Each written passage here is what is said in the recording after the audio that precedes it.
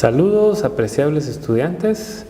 Estamos aquí nuevamente. Ahora vamos a tener a bien en el curso de Derecho Tributario platicar acerca del procedimiento económico coactivo. El objetivo es justamente que conozcamos todo lo concerniente a las incidencias que se dan dentro de esta clase de procedimientos que son muy específicos, muy especiales dentro de la administración tributaria. Muy bien. En primera instancia, pues vamos a referirnos a definir qué es el proceso económico coactivo. Ustedes anteriormente, en la sesión que vimos, nos dimos cuenta que el contribuyente, el sujeto pasivo, cuando considera que la administración no tuvo una resolución que le confiara o que viniera a respaldarle, se podía ir a la vía judicial. El Estado también puede irse a la vía judicial cuando observa que el contribuyente no quiere pagarle, tiene ahí adeudos y como quien dice se está haciendo loco, y entonces pues ahí hay circunstancias que definitivamente pues la ley establece.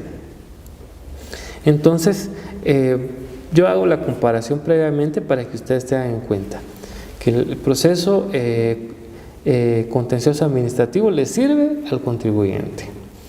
Contrario sensu, el proceso económico coactivo le funciona al sujeto activo, que es el Estado, para poder venir y prácticamente lanzarse a la ejecución, porque al final de cuentas nos vamos a dar cuenta, valga la redundancia, de que el proceso económico coactivo es realmente un proceso de ejecución, es un proceso ejecutivo. Entonces, por eso aquí la definición dice esto, ¿no? Que es un medio empleado por el Estado para cobrar los adeudos. ¿A quiénes? Pues a todos los sujetos pasivos que por diferentes razones no lo hayan hecho, ¿no? Tiene la particularidad de que esos tributos deben de ser líquidos y exigibles y de plazo vencido. Recordémonos eso, líquidos, pues ya se determinó previamente muy bien cuál es la cantidad. Exigibles, pues que ya está dentro del tiempo o se estuvo dentro del tiempo para poder pagarse como tal. Y de plazo vencido, pues que ya se pasó definitivamente. Entonces, esas son las tres circunstancias que debe tener para darle procedencia a un proceso en lo económico coactivo. Hablemos ahora de la organización jurisdiccional. Contrario sensu a lo que vimos anteriormente, que dentro de lo que era el proceso contencioso administrativo, que es en única instancia y que conoce una sala, aquí por el contrario, el órgano jurisdiccional es uno de primera instancia. Aquí en Guatemala pues ya existen los juzgados en la ciudad capital específicos del económico coactivo. En el interior todavía son juzgados mixtos, la gran mayoría de ellos ven económico coactivo, ven familia, ven civil, ven laboral, un montón. Pobres los jueces, allá sí son todólogos. Básicamente es una instancia que utilizan las dependencias del Estado, ¿no?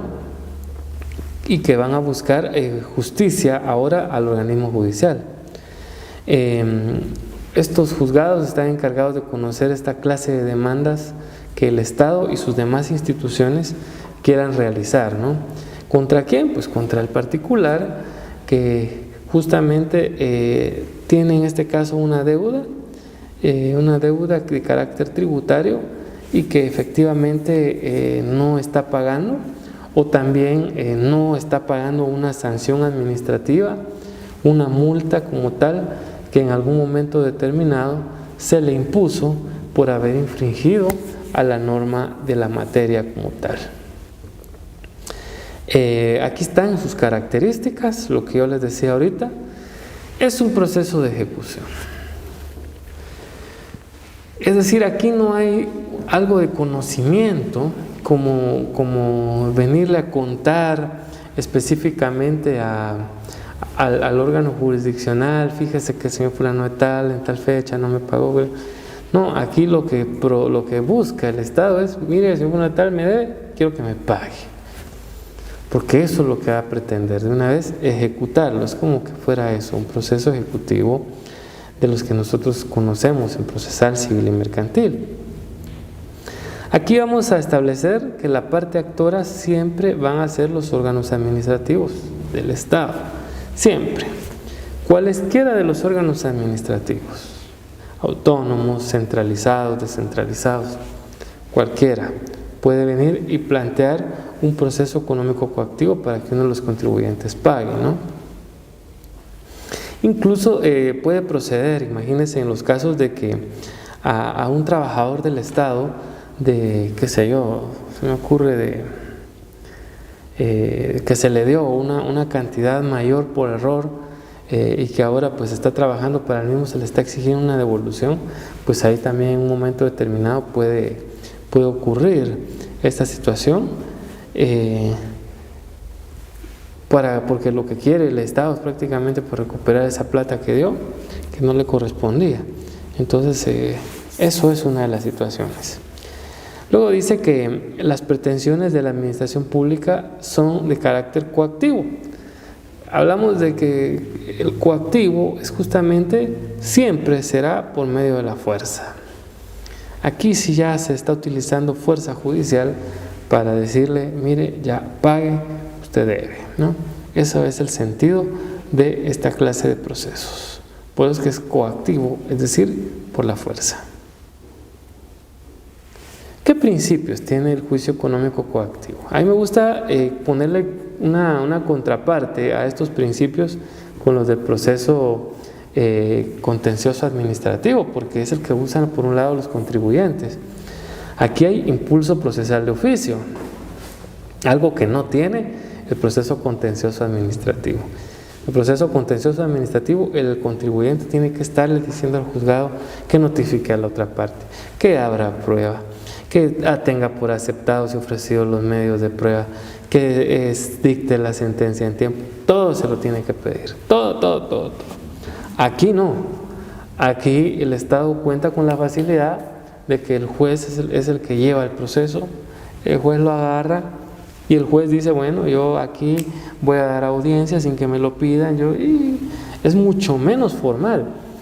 El otro, que es el que platicamos la sesión anterior, que es el que puede plantear un particular, requiere de un auxilio profesional, requiere de estar colocándole timbre a las cosas, requiere de una formalidad bárbara. Este no, y por eso el siguiente principio es que es antiformalista. ¿Qué les parece? Aquí no se necesita de auxilio profesional. Bueno, también el propio contribuyente que deba no tiene que auxiliarse con un abogado. No le es preciso que cuando le toque venir y contestar cite leyes, como se hace o lo hacemos nosotros los abogados en los distintos memoriales, ¿no? Incluso, vean esto, llama poderosamente la atención que en caso de urgencia hasta puede gestionarse de manera verbal. Imagínense, en caso muy de urgencia, hasta el Estado puede venir de forma verbal, decirle a un juez, mire señor juez del económico activo, vamos a ir por esto y esto.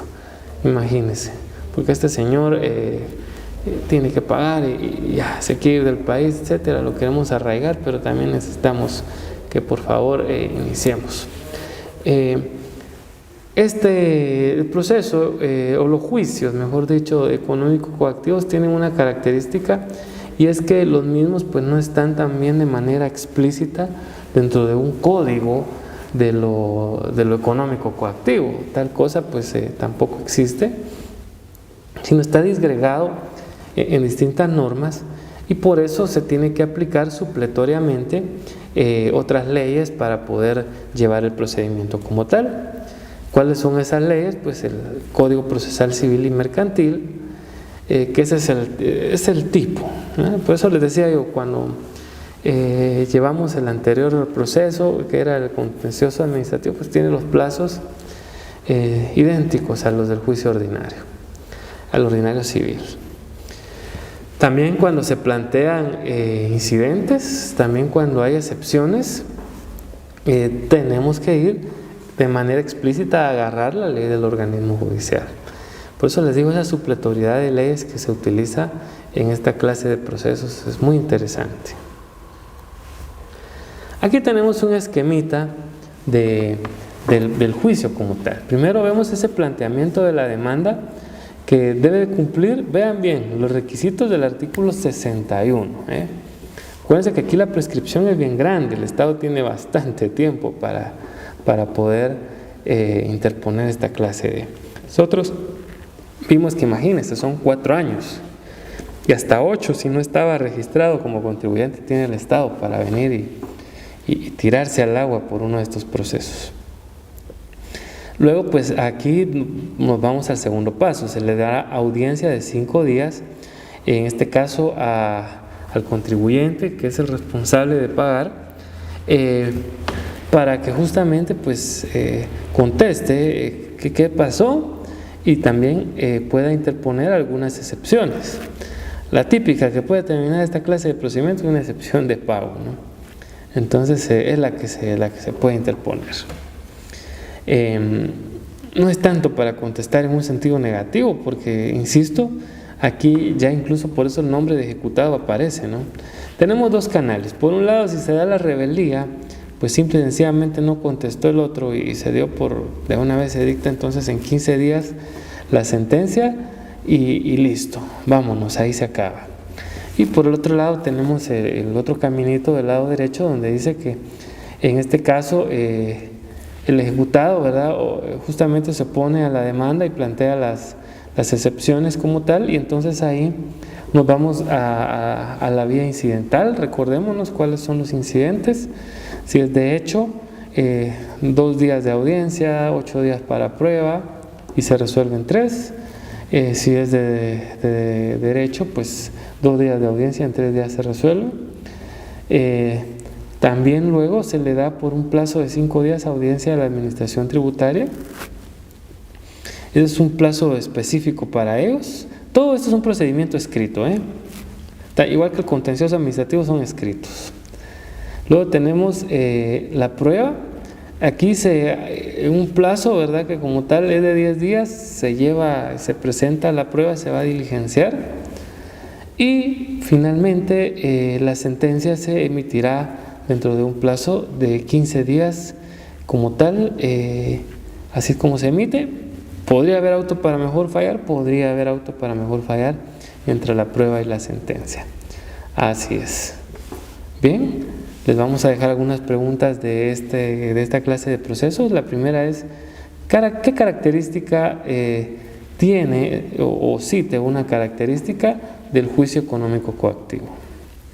La segunda, describa los principios que tiene el proceso económico coactivo. La siguiente, ¿cuál es el plazo para emitir una sentencia en los juicios económicos coactivos? Les agradecemos mucho por su atención.